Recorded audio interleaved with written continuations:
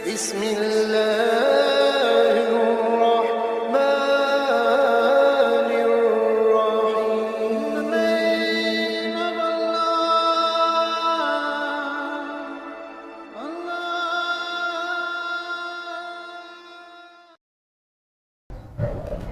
السلام عليكم.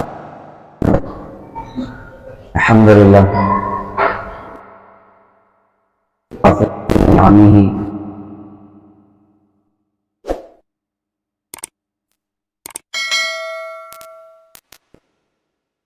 به وجنوده. أما بعد، قال الله سبحانه وتعالى: إن الذين قالوا ربنا الله ثم استقاموا تتنزل عليهم الملائكة ألا تخافوا ولا تحزنوا وأبشروا بالجنة التي كنتم توعدون نحن أولياؤكم في الحياة الدنيا وفي الآخرة ولكم فيها ما تشتهي أنفسكم ولكم فيها ما تدعون نزلا من غفور رحيم. صدق اللہ العظیم. محترم بزرگ دوستو اور عزیزینی بھائیوں، اللہ تعالیٰ نے بندوں کی ہدایت کے لیے ہر زمانے میں انبیاء علیہ السلام کو دنیا میں مبعوث فرمایا. اللہ اپنے بندوں سے حد درجہ پیار فرماتے ہیں، حد درجہ محبت فرماتے ہیں. حدیث پاک میں بتایا کہ اللہ کو اپنے بندوں سے 70 ماؤں سے زیادہ پیار ہے. تو ایک ماں اپنے بچے کو بخار میں پتہ نہیں دیکھ سکتی، تو اللہ اپنے بندوں کو جہنم کی آگ میں زبردستی کیوں جلتا دیکھیں گے؟ اللہ کو بندوں سے بڑا پیار ہے. اسی پیار کی وجہ سے اللہ تعالیٰ نے ہر زمانے میں انبیاء علیہ السلام کو دنیا میں بھیجا ہے. ہر محبت کی علامت ہوتی ہے. ماں کو اولاد سے محبت ہے، اولاد کو ماں باپ سے محبت ہے، بیوی کو شوہر سے، شوہر کو بیوی سے، بھائی کو بھائی سے. ہر پیار و محبت کی علامت ہوا کرتی ہے. تو اللہ کو اپنے بندوں سے پیار ہے. اس کی بہت ساری نشانی ہیں. اس کی اتنی نشانیاں ہیں کہ شمار شاید نہ کر سکیں. انہیں اللہ تعالیٰ نے کیا کچھ ہمیں دیا ہے، یہ سب اللہ کی محبت کی نشانی. لاکھ نافرمانیاں ہو جائیں، لاکھ بغاوت ہو جائے، پھر بھی اللہ تعالیٰ آنکھ کی روشنی نہیں چھین رہا ہے، زبان کے بول نہیں چھین رہا ہے، کان کی سماعت نہیں چھین رہا ہے. یہ اللہ کی محبت کی نشانی. اللہ کو پتہ ہے کہ اس عورت کے پیٹ میں پلنے والا بچہ آگے آنے والے وقت کا فرعون بنے گا، لیکن اللہ تعالیٰ اس کی پرورش اپنی قدرت سے کر رہا ہے، محبت کے ساتھ. تو اللہ کو بندوں سے محبت ہے. اس کی بہت ساری نشانی. آج کے دور کے اعتبار سے یوں کہا جائے کہ زمینوں کا بار بار نہ پھٹنا بھی اللہ کی محبت کی نشانی، اور سمندر میں بار بار سونامی کے جھٹکے نہ پڑنا یہ بھی اللہ کی محبت کی نشانی، اور زمینوں کا نہ لرزنا یہ بھی اللہ کی محبت کی نشانی، آدمیوں کا بار بار نہ چلنا یہ بھی اللہ کی محبت کی نشانی. ورنہ اللہ کے بندے تو اللہ کی زمین پر وہ گناہ کر رہتے ہیں کہ جن کے گناہوں کی وجہ سے زمین کہتی اللہ اجازت دے میں پھر جاؤں، اور سمندر کہتے ہیں اللہ اجازت دے ہم چڑھ جائیں، اور ہوائیں کہتی ہیں اللہ اجازت دے انہیں ہلاک کرنا ہے. تو اللہ تعالیٰ اپنی مخلوقات سے فرماتے ہیں کہ اگر یہ تمہارے ہیں تو انہیں ہلاک کر دو، اور تمہارے نہیں ہیں تو چپ ہو جاؤ، میں تو اپنے بندوں کی توبہ کے انتظار میں ہوں. کتنا اللہ کو اپنے بندوں سے پیار ہوگا، کتنا اللہ کو اپنے بندوں سے محبت ہوگی. اسی محبت کا ایک بڑا تقاضا کہ اللہ پاک نے انبیاء علیہ السلام کو دنیا میں بھیجا، اور انہوں نے دنیا میں آ کر دنیا کے انسانوں کو اللہ کا تعارف کرائے، دنیا کے انسانوں کو اللہ کی پہچان کرائے. ہر نبی کا وظیفہ حیات لا الہ الا اللہ رہا ہے، اللہ کے بندوں کو اللہ کی پہچان کرانا، اللہ کے بندوں کو اللہ کا تعارف کرانا. کیونکہ دل کا بننا یہ انسان کا بننا ہے، اور دل کا بگڑنا یہ انسان کا بگڑنا ہے. حدیث پاک میں آتا ہے کہ انسان کے بدن میں گوشت کا لوتڑا ہے، جب یہ صحیح ہوتا ہے تو بدن کے سارے عمل صحیح ہوتے ہیں، اور جب یہ بگڑتا ہے تو بدن کے سارے عمل بگڑتے ہیں. اور ارشاد فرمایا کہ الا وہی القلب، سن لو وہ انسان کا دل ہے، کہ دل بنتا ہے تو سب بنتا ہے، اور دل بگڑتا ہے تو سب بگڑتا ہے. تو دل پر محنت کرنے کے لیے اللہ پاک نے انبیاء علیہ السلام کو دنیا میں اللہ پاک نے مبعوث فرمایا. اور ہر بیماری کی دوائیں ہوا کرتی ہیں، اور جتنی روحانی بیماریاں ہو سکتی ہیں انسانوں کے اندر تمام روحانی بیماریوں کی بنیادی دوا ہے لا الہ الا اللہ۔ اللہ نے ہر نبی کو دنیا میں ڈاکٹر کے طور پر، طبیب کے طور پر اللہ پاک نے دنیا میں بھیجا، اور وہ دنیا کے انسانوں کے پاس پہلی دوا جو بنیادی لے کر آئے وہ دوا تو لا الہ الا اللہ، کہ سب کو دل سے نکال کر ایک اللہ کو دل میں بسا دیا جائے۔ لا الہ الا اللہ آدم صفی اللہ، لا الہ الا اللہ نوح نبی اللہ، لا الہ الا اللہ ابراہیم خلیل اللہ، لا الہ الا اللہ اسماعیل ذبیح اللہ، لا الہ الا اللہ یوسف صدیق اللہ، لا الہ الا اللہ داؤد خلیفۃ اللہ، لا الہ الا اللہ سلیمان صاحب المملکت، لا الہ الا اللہ موسیٰ کلیم اللہ، لا الہ الا اللہ عیسیٰ روح اللہ، اور لا الہ الا اللہ محمد رسول اللہ صلی اللہ علیہ وسلم۔ ہر نبی کی بنیادی دعوت کے لا الہ الا اللہ، کہ سب کو دل سے نکال کے ایک اللہ کو دل میں بسا دیا جائے۔ تو ہر زمانے میں اللہ پاک نے انبیاء علیہ السلام کو بھیجا، اللہ نبی کو بھیجتے تھے تو اللہ انبیاء علیہ السلام کو معجزات بھی عطا فرماتے تھے۔ اللہ پاک نے ہر نبی کو کچھ نہ کچھ معجزہ اللہ پاک نے عطا فرمایا۔ صالح علیہ السلام کے معجزات میں تھا کہ اللہ پاک نے ان کی دعا کی برکت سے ایک پہاڑی میں سے اللہ پاک نے گابر اٹھنے کو اللہ پاک نے نکل دیا، یہ ان کا اپنا معجزہ۔ موسیٰ علیہ السلام کو اللہ پاک نے مبعوث فرمایا۔ موسیٰ علیہ السلام کے زمانے میں سحر کا بڑا زور تھا، جادو کا بڑا زور تھا، اللہ پاک نے موسیٰ علیہ السلام کو معجزہ دیا، ان کے ڈنڈے کو اللہ پاک نے معجزاتی بنا دیا، ایسا عجیب ڈنڈا۔ اور پہلی مرتبہ اللہ پاک نے موسیٰ علیہ السلام سے پوچھا تھا وَمَا تِلْكَ بِيَمِينِكَ يَا موسیٰ، موسیٰ یہ تمہارے سیدھے ہاتھ میں کیا ہے؟ یہ عجیب بات ہے، جس سے محبت ہوتی ہے اس سے بات کرنے میں بہت مزہ آتا ہے، اور لمبی بات کرنا اور اچھا لگتا ہے۔ آدمی چاہتا ہے کہ مجھے جس سے تعلق ہے جب میں بات کروں میری طرف متوجہ ہو تو آدمی چھوٹی تقریب لمبی کیا کرتا ہے۔ تو موسیٰ علیہ السلام اللہ سے تو بڑے پیار کرنے والے، بڑی محبت کرنے والے، یوں کہیے کہ لٹک جاتے تھے اکثر اللہ پاک کو۔ ایک مرتبہ تو یوں اللہ پاک سے عرض کیا کہ اللہ پاک میں آپ کو دیکھنا چاہتا ہوں، مجھے دکھائیں کہ آپ کیسے ہیں۔ تو اللہ پاک نے فرمایا موسیٰ لن ترانی، آپ ہرگز نہیں دیکھ سکتے ہیں۔ کہ نہیں جی اللہ پاک بس مجھے دیکھنا ہی ہے، آپ مجھے دکھائیے، ضد کرتے تھے اللہ پاک سے۔ خیر یوں ہوا، اللہ پاک نے فرمایا ٹھیک ہے کچھ تو کرتے ہیں۔ ایک تجلی اللہ پاک نے عرش سے فرش پر ڈالی، موسیٰ علیہ السلام کی نگاہ کے سامنے جو پہاڑ تھا اس پر اللہ کی تجلی پڑی، وہ پہاڑ تو جل کر سرما ہوا اور موسیٰ علیہ السلام بے ہوش ہو گئے۔ تو موسیٰ علیہ السلام کو اللہ پاک نے اور پوچھا کہ تمہارے سیدھے ہاتھ میں کیا ہے؟ تو بات تو یہ تھی کہ کہتے کہ اللہ پاک یہ ڈنڈا ہے، لیکن محبت ہے میں اللہ سے، پیار ہے اللہ سے، تو لمبی چوڑی تقریر چھڑ دی، یہ عصای اتوکل علیہا واہش بہا علی غنمی ولی فیہا معارب اخرى، کہ اللہ یہ میرا ڈنڈا ہے، اس سے پتے جھاڑتا ہوں، بکریاں چراتا ہوں، ٹیک لگاتا ہوں، یہ کرتا ہوں وہ کرتا ہوں۔ محبت بھی عجیب چیز ہوا کرتی ہے۔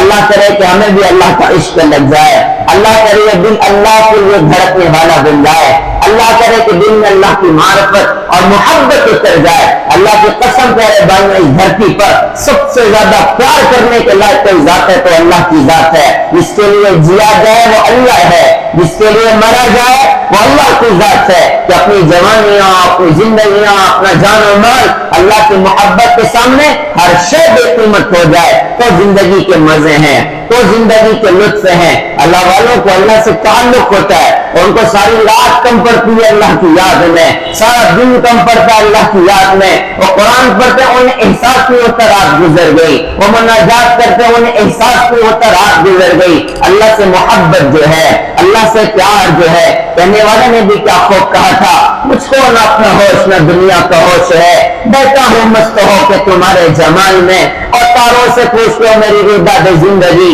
راتوں کو جاگتا ہوں تمہارے خیال میں، ہر تمنا دل سے رخصت ہو گئی، اب تو آج آپ تو خلوت ہو گئی، ایک دو تجھ سے محبت ہو گئی، ساری دنیا ہی سے وحشت ہو گئی، لا تجھے کو اب کہاں ہٹتا ہے دل، ہو گئی اب تو محبت ہو گئی۔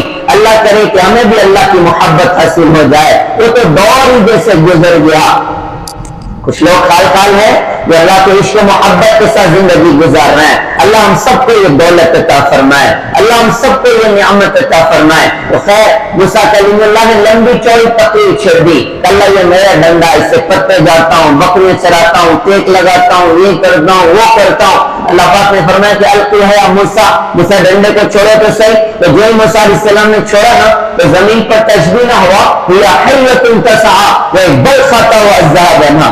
اور چونکہ انسان ہے نا, نبی بھی انسان ہوا کرتا ہے, اور فکری ڈر اور خوف تو بظاہر وقت پر ہر ایک کو ہوا کرتا ہے. تو الذهب کو دیکھا ایک دم یوٹرن ہونے کے موسیٰ علیہ السلام نے بھاگنا شروع کیا. وہ بھاگے جا رہے ہیں. اللہ پاک نے فرمایا موسیٰ گھبراؤ نہیں, پیچھے پلٹو اور پکڑ لو. اللہ میں نہیں پکڑتا, مجھے کھا جائے گا. تو موسیٰ پکڑ کے لو. اللہ نہیں, میں نہیں پکڑتا. اللہ پاک نے فرمایا کہ موسیٰ میں گارنٹی لیتا ہوں کچھ بھی نہیں کرے گا, پکڑ لو. موسیٰ علیہ السلام اب رکے اور پلٹ کر دیکھا تو وہ منہ پاڑے ہوئے قریب آ رہا ہے. اب سوچا کہ منہ سے پکڑو تو چاند سے کہ کھا جائے گا, اور دم سے پکڑو بہرا لکھتا یقین ہے دم سے کھا نہیں سکتا. وہ دم کی طرف دوڑنا شروع کیا. اللہ پاک سوال فرماتے ہیں موسیٰ کیا کر رہے ہو؟ کہ اللہ دم سے پکڑنے جا رہا ہوں. اللہ پاک نے فرمایا موسیٰ دم سے نہیں پکڑنا, منہ سے پکڑنا ہے. اللہ ڈر لگتی ہے منہ کے پاس سے کھانا جائے. اللہ پاک نے فرمایا موسیٰ تیرے ڈر ہی نکالنے کچھ نہیں کرے گا. بہت ہمت کر کے ہاتھ پہ کچھ کپڑا وغیرہ لپیٹا اور ہمت کر کے جو اس کے منہ کو ٹچ کیا نا, اللہ نے واپس سے ڈنڈا بنا کے ہاتھ میں تھما دیا. اب اللہ پاک نے سوال فرمایا موسیٰ اب بتاؤ کیا ہے؟ تو موسیٰ علیہ السلام نے عرض کیا کہ اللہ نہ تو ڈنڈا ہے نہ تو عزا ہے, آپ جو چاہے وہ ہے. پھر کیا کچھ ہوا موسیٰ علیہ السلام کے ڈنڈے سے؟ کہ پتھر پر مارا تو 12 چشمے اللہ پاک نے جاری کر کے دکھا دیے. دریا پر مارا تو 12 راستے اللہ پاک نے بنا کے دکھا دیے. تو موسیٰ علیہ السلام کو اللہ پاک نے معجزات دیے. عیسیٰ علیہ السلام کو اللہ پاک نے ان کے بعد بھیجا تو ان کو بھی اللہ پاک نے معجزات دیے. عیسیٰ علیہ السلام کے معجزات میں تھا کہ وہ مٹی کے پرندے بنا کر اس میں پھونک مارتے وہ زندہ ہو کے چڑیا ہو جاتی تھی. وہ کسی مردہ کے لیے دعا کرتے کہ اللہ کے حکم سے کھڑا ہوگا تو مردہ مٹی جھاڑتے ہوئے اپنے بدن سے کھڑا ہو جاتا تھا. کسی نابینا کے لیے دعا کرتے اللہ ان کی آنکھ کی روشنی واپس کر دیتا. کسی کوڑی کے لیے دعا کرتے اللہ کوڑ کا مرض اللہ پاک ختم کر دیتا. یہ عیسیٰ علیہ السلام کے معجزات میں تھا. عیسیٰ علیہ السلام دنیا سے اٹھا لیے گئے. عنقریب آئیں گے انشاءاللہ, عنقریب انشاءاللہ عیسیٰ علیہ السلام آنے ہیں اور ساری دنیا میں اللہ کا بول بالا ہونا ہے. اللہ کا دین ساری دنیا میں انشاءاللہ زندہ ہونا ہے. خیر عیسیٰ علیہ السلام اٹھا لیے گئے. عیسیٰ علیہ السلام کے بعد تقریباً 650 سال کا زمانہ ایسا گزرا کہ پوری دنیا میں کوئی نبی نہیں تھا. پوری دنیا میں کوئی نبی نہیں تھا اور جہالت اور گمراہی بڑھتی چلی گئی. وہ دین جو عیسیٰ علیہ السلام دنیا میں لے کر آئے جس کی بنیاد توحید پر تھی, عیسیٰ علیہ السلام کے اٹھائے جانے کے بعد 50 سال بھی نہ گزرا وہ دین شرک میں تبدیل ہو گیا اور کئی خداؤں کی عبادت کی جانے لگی اور سارا دین بدل دیا گیا. 650 سال کا زمانہ گزرا. پھر اللہ پاک نے کس کو بھیجا؟ تاجدار مدینہ, کالی کندی والے, سنہری جالی والے, سبز گنبد کے مکی وجہ تخلیق کائنات, محبوب رب العالمین, مزمل و مدثر کہو یاسین, احمد مصطفیٰ محمد مصطفیٰ محمد رسول اللہ صلی اللہ علیہ وسلم کو اللہ پاک نے دنیا میں مبعوث فرمایا. آپ کو جس زمانے میں اللہ پاک نے بھیجا اس زمانے میں کفر اپنے شباب کو پہنچا ہوا تھا, ظلم اپنے شباب کو پہنچا ہوا تھا, گمراہی اپنے شباب پر پہنچی ہوئی تھی. یوں کہا جائے تو غلط نہ ہو کہ ساری دنیا میں شروع سے لے کر حضرت محمد صلی اللہ علیہ وسلم کی آمد تک جو کچھ قوموں کا بگاڑ دنیا میں ہوا تھا انفرادی اعتبار سے, جیسے قوم عاد کو طاقت پر گھمنڈ تھا, قوم ثمود کو اپنے باغات اور اپنے نقشوں پہ بڑا گھمنڈ تھا, قوم شعیب کو اپنی منڈیوں پہ بڑا گھمنڈ تھا, وہ منڈیوں میں اللہ کے باغی بنے. قوم عاد طاقت میں اللہ کی باغی بنی, قوم ثمود باغات میں اللہ کی باغی بنی, قوم نوح اکثریت میں اللہ کی نافرمان بنی. یہ الگ الگ زمانے میں جو باطل رہا حضرت محمد صلی اللہ علیہ وسلم کے دنیا میں آنے کے موقع پر وہ سارا باطل اکٹھا تھا, سارا باطل اکٹھا تھا. اس کی مثال نہیں سمجھیں. کسی محلے میں فساد ہو جائے تو مقامی پولیس کور کر لیتی ہے, چلو بھائی مقامی پولیس سے کام چل رہے گا. شہر میں فساد ہو جائے تو بڑے S P D Y S P کی ضرورت پڑے گی, اور اس سے بڑے علاقے میں فساد ہو جائے تو اس سے بڑے آفیسر کو بلایا جائے گا. کوئی فساد ملک کے اعتبار سے ہو جائے تو سب سے بڑے جرنیل اور کرنیل کو بھیجا جائے گا, بھیا تم جا کے فساد کو کنٹرول کرو. اب وہ بند آنے کے بعد جن جن ہتھیار اور اسباب کا مطالبہ کرے گا حکومت اس بندے کو سارے اسباب اور ہتھیار مہیا کرے گی کہ آپ کا مقصد اس فساد کو ختم کرنا.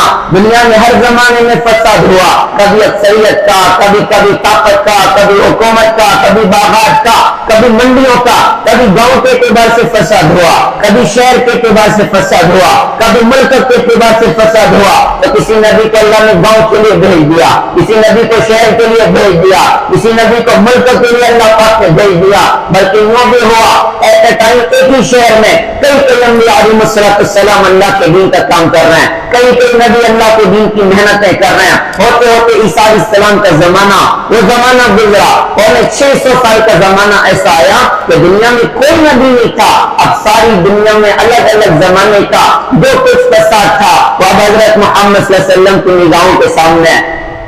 تو ساری دنیا میں فساد ہو گیا.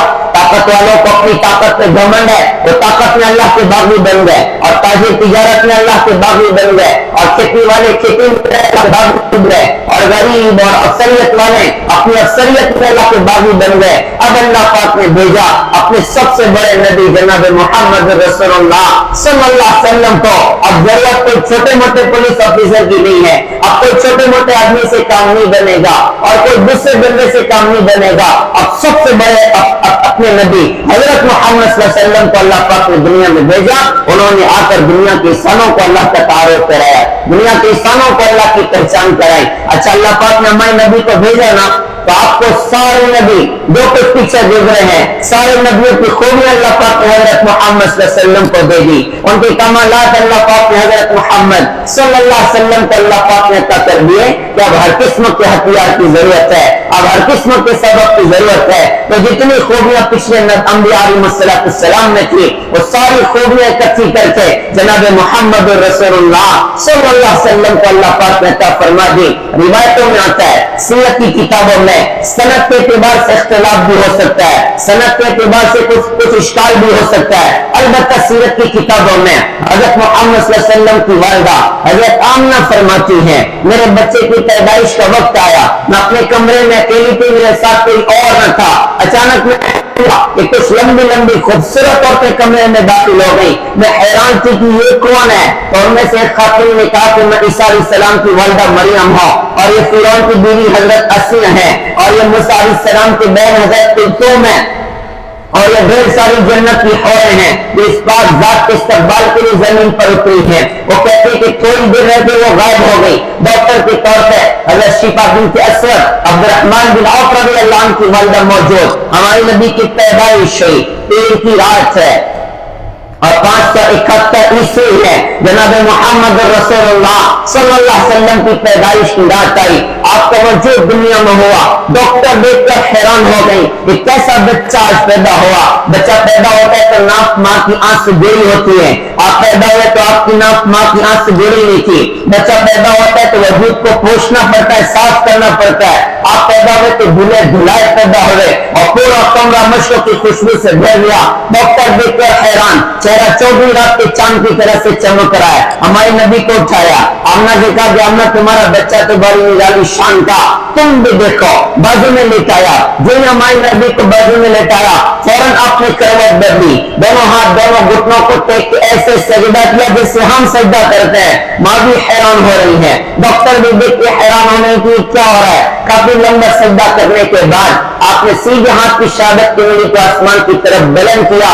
حضرت آمنہ فرماتی ہیں, میرے بچے کے اس اشارے پر ایک زور کی روشنی پورے کمرے میں پھوٹ پڑی, اور اس روشنی سے ملک شام, ایران اور ہیرا کے محلات مجھے اس کے اندر سے نظر آئے, اور ڈر گئی. فوراً اپنے بچے کو اپنی گود میں لیا. کجول میں نے گود میں لیا تو ساری روشنی ختم ہو گئی, لیکن ہوا یوں کہ پورا کمرہ دھوائی سے بھرنا شروع ہوا, دھول سے بھرنا شروع ہوا, اور اتنا بھرا کہ کوئی شے نظر نہیں آ رہی, ہاتھ نظر نہیں آ رہا ہے. اور تھوڑی دیر کے لیے محسوس ہوا کہ بچہ میری گود سے غائب ہے, اور کہتی کہ اس دھوائی سے میں نے آواز سنی, کوئی کہہ رہا ہے تو بھی مشارق الارض و مغاربها لیعرف باسمہ ونعتہ وصورتہ. اس بچے کو مشرق مغرب شمال جنوب کوئی کائنات میں گھماؤ تاکہ ساری دنیا جانے اس بچے کے نام کو, اس کی ذات کو, اس کی صفات کو.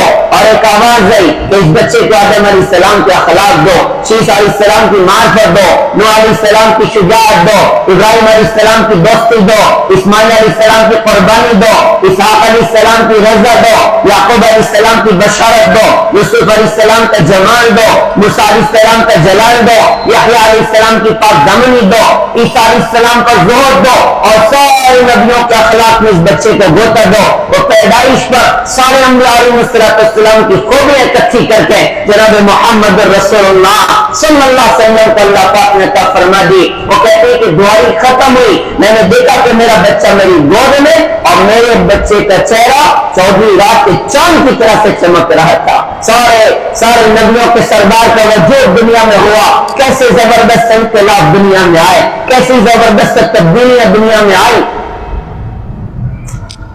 हमारे नबी की पैदाइश हुई ना, तो उस रात में जितने काफिर बादशाह थे दूंगा अल्लाह पाक ने उनको कर दिया एक रात के लिए, और बुत खानों के बुत औंधे मुंह जमीन पर गिर गए और बुतों से आवाज आई कि हमारा जमाना चला गया, हमारा जमाना चला गया।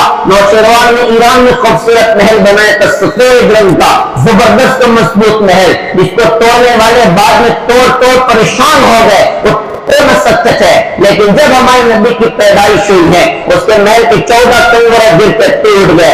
बादशाह सुबह सुबह महल में आया, उसका दरबार सजा, लोगों ने बताया कि आपके महल के 14 कंगोरे गिर के टूट गए। बादशाह बहुत हैरान हुआ। एक बंदा आया और आकर कहा जी मैंने सुना है कि फारस की जो आग थी वो 1000 से जल रही थी, इसके लोग इबादत किया करते थे, वो आग भी अचानक इस रात बुझ गई। किसी ने आके कहा जी मैंने ख्वाब देखा है कि वो चोट है जो घोड़ों को भगा कर लेके जा रहे हैं और दरिया दरिया से पार होकर सारी दुनिया में फैल गए। बादशाह बड़ा हैरान हो गया, ये क्या चक्कर है। नुमान बिन मुजीर एक शख्स थे उसके दरबार के लोगों ने उनको बुलाया, अब्दुल्ला ने कहा कि पिछली किताबों को जानने वाला कोई बंदा मेरे पास भेजो जो मुझे बताए कि इसके पीछे क्या चक्कर है। उसने एक बड़े आदमी को भेजा, अब्दुल मसीह उनका नाम था, वो तशरीफ लाए। तो बादशाह ने उनसे कहा कि भाई ये सारे वाकयात हैं, तो इसके पीछे क्या चक्कर है, तुम इसको बताओ कि क्या मामला है। उसने कहा मैं बहुत छोटा आदमी हूँ, मुझे इतना इल्म नहीं है, मेरा एक मामा उमर के शाम में रहता है, सफी उसका नाम है, आप मुझे इजाजत दीजिए मैं उस बंदे से पेश करता हूँ, बहुत बड़ा आलिम है। बादशाह ने कहा फौरन सामान्य सफर कर और जाकर मुल्क शाम मामू से पूछ करा। उसने सामान्य सफर किया, मुल्क शाम मामू के पास पहुंचा। जब मामू के पास पहुंचा तो मामू के दुनिया से जाने के वक्त करीब था, आंखें बंद हो रही थी और बंदा बिल्कुल दुनिया छोड़ने की तैयारियों में आ चुका था। इसने जाकर मामू को झुलेरा तो मामू आंखें खोलिए, मैं आपका भांजा अब्दुल मसीह ईरान से चल के आपके पास पहुंचा। उसने आंखें खोल दी और आंख खोल कर कहा कि मैं बताऊं कि मेरे पास क्यों आया है। कभी ठीक है मामू आप ही बताइए, मैं नहीं पूछता। कभी ईरान के बादशाह नौशेरवान ने मेरे पास भेजा है और इसलिए भेजा है कि उसके महल के 14 कंगोरे गिर के टूट गए और फारस की आग बुझ गई है।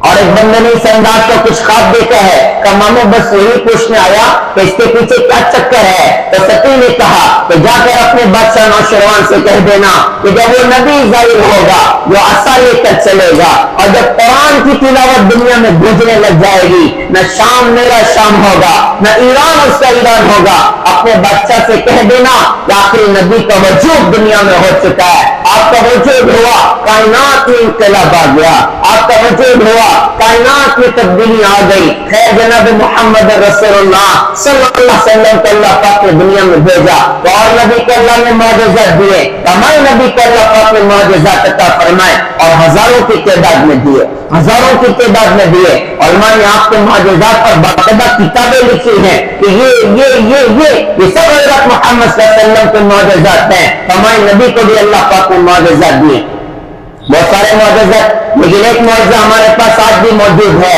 वो कुरान का मौजज़ा है। अल्लाह करे हम इसकी कदर करने वाले बने, अल्लाह करे कि इसको याद करने वाले बने, अल्लाह करे इसकी तिलावत का एहतिमाम करें, अल्लाह करे इसको उलमा से समझें, इस पर अमल करें और इसको सारी दुनिया में जिंदा करने की कोशिश करें। ये कुरान हमारे नबी का मौजज़ा है, कितना जबरदस्त कलाम है। यही वो कुरान है जिसने पत्थर दिल इंसान, जिसके बारे में मक्के में मशहूर था कि अगर सुन्ना के खत्ताब के गधे ने कलमा पढ़ा तो मान जाना और अगर सुन्ना के खत्ताब के बेटे उमर ने कलमा पढ़ा तो मत मानना। ये बंदा इतना सख्त है कभी कलमा नहीं पढ़ेगा। इस कुरान ने उस बंदे के भी दिल की दुनिया को लर्जा दिया है और इस्लाम की किरणों को उसके दिल के अंदर में पहुंचाया।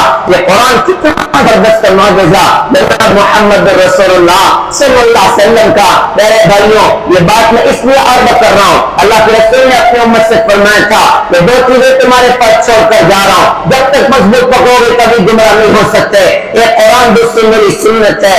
اللہ نے قرآن جیسی عظیم کے اور آپ کو عطا فرمائی، ہم اس قرآن کے پیغام کو سمجھیں۔ قرآن کو کیوں اللہ پاک نے بھیجا، قرآن کو کیوں اللہ پاک نے اتارا؟ تو وہی بنیادی مقصد انبیاء علیہ السلام کا کہ دنیا کے انسانوں کو اللہ کی پہچان ہو جائے، دنیا کے انسانوں کو اللہ کا تعارف ہو جائے۔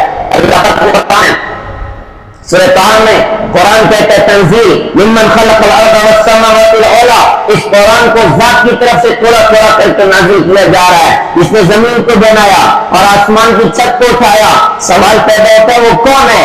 قرآن یہ جواب فوراً نہیں دیتا کہ وہ اللہ ہے، شوق بڑھنا چاہیے، طلب اندر بڑھنا چاہیے۔ تو قرآن کہتا ہے الرحمن علی العرش استوى، وہ بہت مہربان ہے اور عرش پر استوا کیے ہوئے ہے۔ اب سوال میں شدت پیدا ہوتی ہے، اب تو بتا دو وہ کون ہے؟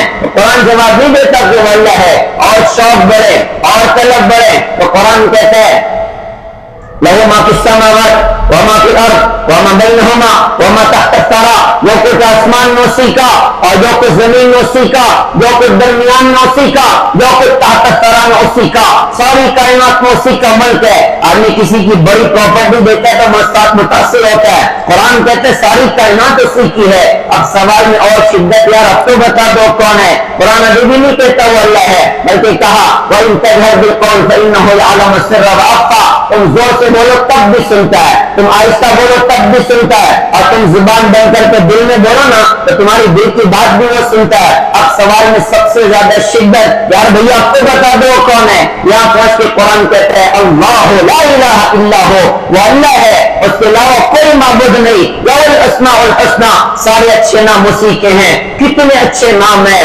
کیسی خوبیوں والے، کیسے کمالات والے، کیسے زبردست کمالات اللہ کے۔ اللہ کا نام ہی کائنات میں عجیب ہے کہ اللہ کے نام کے جیسا نام کائنات میں کسی کا نہیں ہے۔ ہم اللہ لکھتے ہیں جیسے اللہ لکھا ہوا ہے الف لام اور یہ ہاں، اس میں سے الف نکال دیں تو للہ ہو جائے گا۔ تو قرآن کہتا ہے للہ ما فی السماوات و ما فی الارض، اللہ ہی ہے۔ اللہ کی بیچ میں سے ایک لام مائنس کر دیں، الف لام اور ہاں، یہ ہو گیا الہ۔ تو قرآن کہتا ہے وہو الذی فی السماء الہ و فی الارض الہ، یہ بھی اللہ ہے۔ اللہ لکھا الف نکال دیں، ایک لام مائنس کر دیں تو یہ ہو جائے گا لہو۔ تو قرآن کہتا ہے لہو ما فی السماوات و ما فی الارض، یہ بھی اللہ ہے۔ اللہ لکھا ہوا الف نکال دیں، لام نکال دیں، دوسرا لام بھی مائنس کر دیں، صرف روح کی پیش کی آواز کو باقی رکھے ہو۔ تو قرآن کہتا ہے اللہ لا الہ الا ہو، هو اللہ الذی لا الہ الا ہو، فللہ بھی اللہ، الہ اللہ، لہو بھی اللہ، وہ بھی اللہ، اور اللہ تو اللہ ہی ہے۔ تجھ میں جو بات ہے گلشن کے نظاروں میں نہیں ہے۔ ہمارے بزرگ مولانا عمر صاحب پالنپوری رحمت اللہ علیہ وہ ایک شعر کہتے تھے جو لا کہا وہ لا ہوا، وہ لا بھی اس میں لا ہوا، جز لا ہوا کل لا ہوا، پھر کیا ہوا؟ اللہ ہوا۔ تو پورے قرآن کا بنیادی مقصد کے بندوں کو اللہ سے جوڑنا۔ علماء نے کتابوں میں لکھا کہ جو کچھ پچھلی کتابوں میں تھا وہ سارا قرآن میں آ گیا، اور جو کچھ قرآن میں وہ سورہ بقرہ میں آ گیا، اور جو کچھ سورہ بقرہ میں وہ سورہ فاتحہ میں آ گیا، اور جو کچھ سورہ فاتحہ میں وہ بسم اللہ الرحمن الرحیم میں آ گیا، اور جو کچھ بسم اللہ الرحمن الرحیم میں وہ با میں آ گیا، اور جو کچھ با میں وہ اس کے نقطے میں آ گیا۔ نقطہ وہ جو ڈیوائڈ نہ ہو سکے، ساری کائنات کے انسانوں کو اللہ کا تعارف کرانا یہ قرآن کا بنیادی مقصد ہے۔ پیارے بھائیوں، میری آپ کی سب سے بڑی ضرورت اللہ کی قسم اللہ کی طرف دوڑنا ہے، اللہ کو راضی کرنا ہے، اللہ کو خوش کرنا ہے، اللہ کو اپنا منانا ہے۔ جب سے اللہ ناراض ہوئی اس جھولی میں کیا آیا، اس دامن میں کیا آیا؟ اللہ کو کھو کر ہمارے پاس کچھ نہ آیا سوائے ہمارے خون کی بے قیمت ہونے کے، سوائے ہماری اپنی جان کے بے قیمت ہونے کے۔ کیا کچھ مشکل حالات سے امت گزر رہی، بنیادی وجہ سے اللہ کو ناراض کر کے رکھا ہوا ہے، اللہ کو چھوڑا ہوا ہے۔ جب اللہ راضی تھے تو کیسے کام بنتے تھے؟ آج ہماری ضرورت ہے کہ اللہ کی طرف دوڑیں، اللہ کو راضی کریں، اللہ کو خوش کریں۔ کیسے خوش کریں گے اللہ کو؟ تو قرآن نے پیغام دیا کہ اللہ بہت کریم ہے، اللہ بہت رحیم ہے، اللہ بہت معاف کرنے والے، اللہ بہت درگزر کرنے والے۔ اللہ جیسا کریم کون ہو سکتا ہے؟ اللہ جیسا رحیم کون ہو سکتا ہے؟ جس نے قرآن میں فرمایا یا ایھا الانسان ما غرک بربک الکریم، اے انسان تو جو اپنے کریم رب سے کس چیز نے تجھے دھوکہ میں ڈال دیا، کہ اللہ جیسا کریم کوئی تجھے مل گیا، کہ اللہ جیسا رحیم تجھے کوئی مل گیا۔ پیارے بھائیوں، یہ پہلا پیغام، ہم اللہ کی طرف دوڑیں، ہم اللہ سے صلح کرنے والے بنے، ہم اللہ سے توبہ کرنے والے بنے۔ یہ گناہ والی زندگی، یہ نافرمانی والی زندگی، یہ بغاوت والی زندگی، اس کا انجام اچھا نہیں ہونا ہے۔ آج کتنی نافرمانی ہمارے اندر ہے، آج کتنی بغاوتیں ہمارے اندر ہیں۔ ہر آدمی اپنی کمی گاہ میں بیٹھ کے اپنے شکار کر لے کہ صاحب میں کتنی اللہ کی نافرمانیاں کرتا ہوں۔ اچھا پھر یہ بھی دیکھا جائے کہ کس دور میں میں اللہ کو چھوڑ کر زندگی گزار رہا ہوں، کس زمانے میں اللہ کو ناراض کر کے زندگی گزار رہا ہوں۔ ہم دنیا کا جائزہ لیں، آپ کا دنیا مٹھی میں آ چکی ہے، ساری دنیا کی خبریں آئے دن ہمارے اپنے پاس میں ہوا کرتی ہیں۔ کیا کچھ حالات مسلمانوں پر اس زمانے میں دنیا میں برپا ہے؟ کیا غزہ ہم بھول گئے؟ کیا فلسطین کے علاقہ ہم بھول گئے؟ تو قیامت صغریٰ جو آج مسلمانوں پر مسلط ہے، انہیں باہر نکلنے کی جگہ بھی نہیں ہے۔ ایک تر لقمہ بچوں کو کھانے کو نہ ملے، ایک گھونٹ پانی بچوں کو دن بھر میں پینے کو نہ ملے۔ ایک طرف تو مسلمان اپنی زندگی موت کے درمیان میں کھیل رہے ہوں، اور ایک طرف مسلمان بچے اپنی ماں کی شہادت پر، اپنے باپ کی شہادت پر خون کے آنسو غزہ کے میدان میں بہا رہے ہوں، اور ان کے خون بہائے جا رہے ہوں، اور رو رو کر ان کے آنسو خشک ہو رہے ہوں، اور تر لقمہ کھانے کو نہ ملتا ہو، ایک گلاس پانی پینے کو نہ ملتا ہو۔ کیسی عجیب عجیب درد بھری داستانیں۔ گھر ٹوٹا ہوا اور چھوٹا بچہ اپنے گھر کے ملبے پر بیٹھ کے آنسو بہا رہا ہے، امی کو بھی یاد کر رہا ہے، ابو کو بھی یاد کر رہا ہے۔ جیسے قیامت صغریٰ پر مسلط ہے کہ ایک طرف تو دنیا میں مسلمانوں پر یہ سخت حالات ہوں، اور دوسری طرف مسلمان ابھی بھی نماز پڑھے، دوسری طرف مسلمان ابھی بھی موبائل میں ننگی فلمیں دیکھے، دوسری طرف مسلمان ابھی بھی اپنی آنکھوں کو حوالہ کرے، دوسری طرف مسلمان نوجوان ابھی بھی شراب سے توبہ نہ کریں، ابھی بھی نشاور گولیوں سے توبہ نہ کریں۔ کیا ابھی بھی ماں باپ کو گھر میں دی جائے گی؟ کیا ابھی بھی ماں باپ پر ظلم کیا جائے گا؟ کیا ابھی بھی بہنوں کے حقوق دبائے جائیں گے؟ کیا ابھی بھی ناچنے والوں کو زندگی کا ایڈیل بنایا جائے گا؟ ایک طرف ایسی درد بھری داستانیں ہو، اور دوسری طرف مسلمان اپنے شباب اور جوانیوں میں اور اپنی زندگی میں اللہ اس کے رسول کی نافرمانیوں کے ساتھ زندگی گزارے، تو اللہ اس کے رسول کو تو جواب دینا ہی ہے۔ آج کے ناچنے والے جو اپنی ویڈیوز بنانے کے لیے، جو اپنے فیس بک پر اور انسٹا پر مشہور ہونے کے لیے، جو جوان بچیاں اپنی گندی ویڈیو اپلوڈ کر رہی ہوں انسٹا پر اور فیس بک پر اور نیٹ اور انٹرنیٹ پر، اللہ اس کے رسول کو جواب تو بعد میں دیں گے۔ یہ غزہ کے شہید ہونے والے بچوں کو کیا جواب دیں گے؟ شراب پینے والا ان بچوں کو کیا جواب دے گا؟ یہ تو پانی نہ ملتا ہو، آج شراب میں ہماری اپنی راتیں گزرے، نافرمانیوں میں ہماری اپنی زندگی گزرے۔ میرے بھائیوں میں عمومی باتیں کی جا رہی ہے۔ یہ وقت ہے کہ ہم اپنی زندگی میں اللہ اس کے رسول سے صلح کریں، توبہ کریں، اور توبہ کر کے اللہ اس کے رسول کی طرف رجوع کرنے والے بنے۔ حضرت محمد صلی اللہ علیہ وسلم کے پاکیزہ طریقوں کو اپنی زندگی میں جگہ دیں۔ قرآن کا مطالبہ ہے وَلَا تَمُوتُنَّ إِلَّا وَأَنْتُمْ مُسْلِمُونَ، تمہیں موت نہ آئے مگر اس حال میں کہ تم مسلمان بن کر مرو۔ میرے بھائیوں یہ بات سمجھنے کی ہے کہ ہم کسی بھی صورت میں اپنے دین کا سودا نہیں کر سکتے، اپنے ایمان کا سودا نہیں کر سکتے۔ جان پر بنائے گی، جان دے دیں گے، ایمان کا سودا نہیں کریں گے۔ مال پر بنائے، مال قربان کر دیں گے، اپنے دین کا سودا نہیں کریں گے۔ یہ وقت اپنے دین پر جمنے کا ہے، یہ وقت اپنے دین پر کھڑا ہونے کا ہے، اور یہ وقت ہے کہ خود بھی توبہ کریں اور ساری انسانیت سے توبہ کروائیں، اور ساری انسانیت کو اللہ اس کے رسول کا پیغام سنائیں۔ کسی کی دنیا میں محنت ہو رہی، میرے بھائی یہ پیغام ہے کہ ہم نیت کریں انشاءاللہ اپنی زندگی کو بدلنا ہے۔ یہ جمعہ کے بیانات یہ واہ واہ کے لیے نہیں ہوتے، یہ سب بیان ہو جائے واہ واہ کر کے ہم بات ختم کر دیں۔ یہ جمعہ کے بیانات زندگی کے انقلاب کا درس دیتے ہیں۔ کوئی بیان تو انقلابی بن جائے، کوئی جمعہ تو انقلابی بن جائے، کوئی رمضان تو انقلابی بن جائے، کوئی عید بقرعید تو انقلابی بن جائے۔ لہذا بہت کچھ ہو چکا، اب میں نیت کروں، آپ نیت کریں۔ یہ جمعہ میری توبہ کا جمعہ ہے کہ میں اللہ اس کے رسول سے توبہ کر کے اپنی پوری زندگی اللہ کے دین کو انشاءاللہ گزاروں گا، اور میری عزت سے اللہ کا دین دنیا میں زندہ ہو، اس کے لیے دین کی محنتوں میں لگوں گا۔ اس کے لیے پوری دنیا میں اللہ کے دین کے کام چل رہے ہیں۔ آج کا دور پرفتن دور ہے، اس فتنے کے دور میں ضرورت اس بات کی ہے کہ تین کام بطور خاص کریں، اللہ دنیا میں بھی ہمیں نوازے گا، اللہ آخرت میں بھی انشاءاللہ ہمیں نوازے گا۔ ایک کام یہ کریں کہ علماء سے جڑ کر زندگی گزاریں، موت میت علماء، کاروبار علماء، تجارت علماء، ملازمت علماء، علماء کی نگرانی میں زندگی گزارنا، اس میں سے زندگی آسان ہو جایا کرتی ہے۔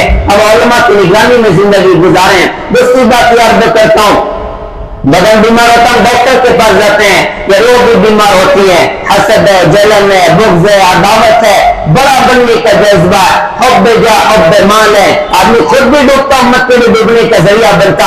اس کی اصلاح کا راستہ اللہ والوں کی صحبت ہے، اللہ والوں کا ساتھ ہے کہ اللہ والوں سے دوستیاں کریں۔ ہمارے بزرگ کافی مکتب صاحب رحمت اللہ علیہ، انہوں نے فرمایا تھا میری زندگی کا مقصد میرے زیست کا سہارا، تیرے عاشقوں میں جینا، تیرے عاشقوں میں مرنا، مجھے کچھ خبر نہیں تھی تیرا درد کیا ہے یا رب، تیرے عاشقوں سے سیکھا، تیرے سنگ در پہ کرنا، کسی اہل دل کی صحبت جو ملی کسی کو اختر، اسے آ گیا ہے جینا، اسے آ گیا ہے مرنا۔ ہم اللہ والوں سے دوستیاں کریں۔ اور پھر پیارے بھائیوں، ایک بڑا خوبصورت کام ہماری اپنی دعوت اور تبلیغ کی خوبصورت محنت ہے، جسے 6 بر اعظم نے اللہ پاک نے چلایا۔ اس محنت میں مثبت بن کر اخلاق کے ساتھ، اخلاص کے ساتھ، نبی کے درد غم کے ساتھ، ہر ایک کو اپنا سمجھ کر اور چھوٹے سے پاؤ بھر کے دل کو سمندر جیسا وسیع کر کے ساری دنیا میں چلنا پھرنا، کہ ہمارے نبی کا دین دنیا میں زندہ ہو جائے، ہمارے نبی کا کلمہ دنیا میں بلند ہو جائے۔ میں بھی نیت کرتا ہوں، آپ بھی نیت کریں۔ اللہ تعالیٰ سے دل سے دعا ہے، اللہ تعالیٰ کہنے سننے کو قبول فرمائیں اور عمل کے اللہ تعالیٰ توفیق عطا فرمائیں۔ وآخر دعوانا الحمدللہ رب العالمین۔